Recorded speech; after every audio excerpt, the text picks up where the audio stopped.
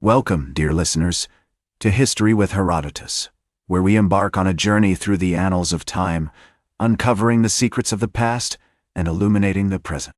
Today, we find ourselves in the picturesque region of Normandy, a land of rolling hills, verdant valleys, and a rich tapestry of history that spans millennia. As we delve into the fascinating story of Normandy through the ages, let us begin at the beginning and explore the earliest whispers of this storied land. As we transport ourselves to the dawn of Normandy's history, we find ourselves in the midst of the Neolithic period, around 4000 BCE. The region was then inhabited by various tribal groups, including the Gauls, who would later play a significant role in shaping the course of Normandy's development. The landscape was dotted with megalithic structures, such as the famous Carnac stones, which stood sentinel over the countryside like ancient guardians of the land. The arrival of the Celts in the 5th century BCE marked a significant turning point in Normandy's history. These skilled warriors and traders brought with them their distinctive culture, language, and traditions, which would eventually blend with those of the indigenous population to form a unique Norman identity. The Celts established thriving settlements along the coast, such as the one at Deauville, where they traded goods like salt, iron, and pottery with other tribes. As we venture deeper into the history of Normandy, we come across the Romans, who conquered the region in 56 BCE. The Roman Empire's expansion brought about significant changes to the landscape, including the construction of roads, bridges, and public buildings. The city of Rotomagus, modern-day Rouen, was founded during this period and quickly became an important center for trade and commerce. The Romans also introduced their language, Latin, which would later influence the development of the Norman dialect. The Roman occupation of Normandy lasted for several centuries, during which time the region flourished as a major hub for trade and cultural exchange. However, as the Roman Empire began to decline, Normandy was exposed to the influx of various barbarian tribes, including the Saxons, Frisians, and Vikings. The Vikings, in particular, left an indelible mark on the region's language, customs, and place names. It was during this period, in the 9th century CE, that the Viking leader Rollo, also known as Rolf, would establish the Duchy of Normandy, paving the way for the region's emergence as a major power in medieval Europe. The early history of Normandy is also characterized by the presence of numerous monasteries and abbeys, which played a crucial role in preserving knowledge, promoting education, and fostering artistic innovation. The Abbey of St. Wandrille, founded in 649 CE, is one such example, renowned for its stunning architecture, intricate manuscripts, and vibrant community of scholars and artists. These institutions helped to shape the spiritual and cultural landscape of Normandy, laying the groundwork for the region's future growth and development. As we explore the earliest history of Normandy, we find ourselves in a world of ancient forests, rolling hills, and winding rivers. The landscape was dotted with fortified settlements, like the one at Bayeux, which stood guard over the surrounding countryside. The air was filled with the sounds of hammering on metal, the smell of freshly baked bread, and the chatter of merchants haggling over goods. And so, dear listeners, we have set the stage for the earliest history of Normandy through the ages. We have witnessed the arrival of the Celts, the Romans, and the Vikings, each leaving their unique imprint on the region's development. Join me as we venture into the heart of Normandy's most pivotal moments, where legendary figures, epic battles, and monumental achievements await us.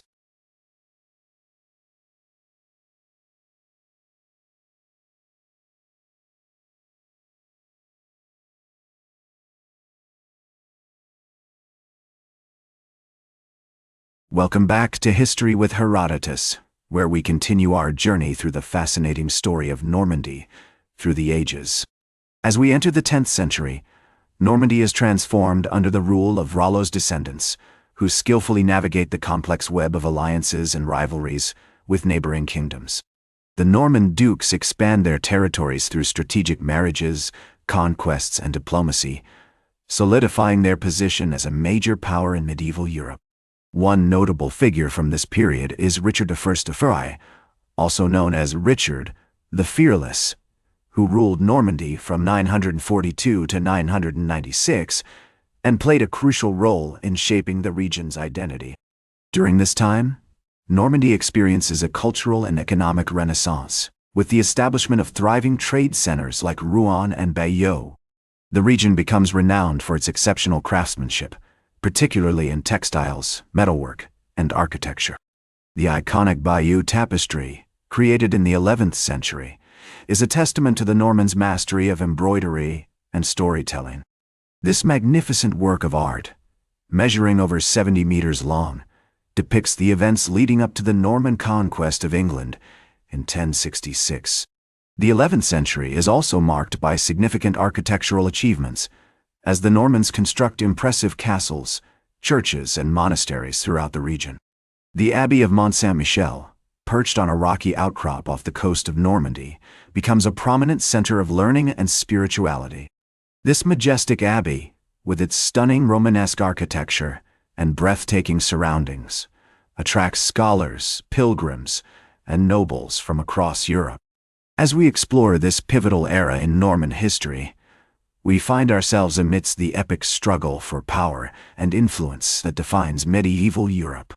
The Normans play a central role in shaping the course of European politics, with notable figures like William the Conqueror, who seizes the English throne in 1066, and his son, Henry I, who consolidates Norman control over England.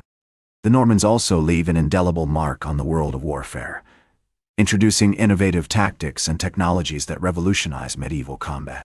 The development of feudalism, a system of obligations and dependencies between lords and vassals, allows the Normans to maintain a powerful and loyal army, which they deploy with devastating effect in battles like Hastings. As we reach the apex of Norman power and influence, we witness a remarkable era of cultural and artistic achievement. The Normans patronized the arts, encouraging the work of poets, musicians, and artists who create exquisite illuminated manuscripts, sculptures, and stained glass windows. The region becomes a hub for intellectual inquiry, with scholars like Lanfranc, who becomes Archbishop of Canterbury, making significant contributions to theology, philosophy, and education. And so, dear listeners, we have reached the height of Normandy's influence and power, a period marked by remarkable achievements in politics, culture, warfare, and the arts.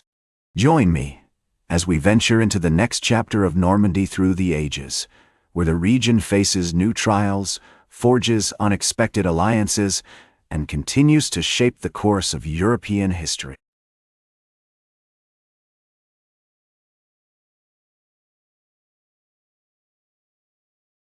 Welcome back to History with Herodotus, where we continue our journey through the fascinating story of Normandy through the ages. As the 12th century unfolds, Normandy faces significant challenges to its authority and dominance. The region is beset on all sides by powerful neighbors, including the French monarchy, the Holy Roman Empire, and the English crown, which had been conquered by the Normans in 66. The Norman dukes must skillfully navigate this treacherous landscape, forging alliances, negotiating treaties, and waging wars to maintain their territories and influence. One notable figure from this period is King Henry II of England, who also ruled over Normandy, Maine, and Anjou. Henry's vast territorial holdings create a complex web of obligations and dependencies, as he must balance the competing demands of his various subjects and nobles. His reign is marked by significant achievements, including the establishment of a strong and efficient administrative system, which helps to consolidate Norman power and influence. However, Henry's reign is also marked by controversy and conflict, particularly with the Church. The king's disputes with Thomas Becket, Archbishop of Canterbury, ultimately lead to Becket's tragic murder in 1170, an event that shocks Christendom and leads to a significant crisis for the Norman monarchy. The aftermath of Becket's death sees Henry II performing public penance, including walking barefoot to Becket's tomb, in an attempt to atone for his role in the archbishop's murder. As the 13th century dawns, Normandy faces new challenges and uncertainties. The region is affected by the devastating consequences of the Third Crusade, which leads to a significant decline in trade and economic activity. The Norman dukes must also contend with the rising power of the French monarchy, which seeks to assert its authority over Normandy and other neighboring territories. In 1204, the Norman duchy is eventually absorbed into the Kingdom of France, marking the end of Norman independence.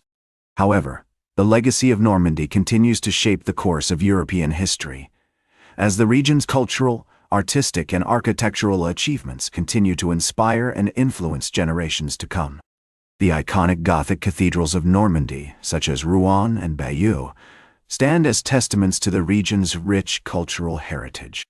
The magnificent stained glass windows, intricate stone carvings, and soaring vaults of these cathedrals demonstrate the exceptional craftsmanship and artistic skill of Norman artisans.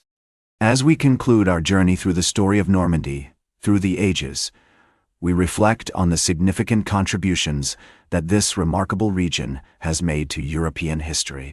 From the Viking raids to the Norman conquest of England, from the epic struggles for power and influence to the magnificent cultural achievements, Normandy's legacy continues to captivate and inspire us. As the French historian Marc Bloch once wrote, "Normandy is a land of contrasts, where the sea and the land meet, where the rough and the smooth are intertwined." This apt description captures the essence of Normandy's complex and fascinating history, which has been marked by both grandeur and decline, triumph and tragedy. And so, dear listeners, we bid farewell to Normandy through the ages, a region that has left an indelible mark on the course of European history. Join me next time on History with Herodotus, as we embark on a new journey through the ages, exploring the fascinating stories and legacies that have shaped our world. That's all for today's History with Herodotus. Remember to like, share, and subscribe.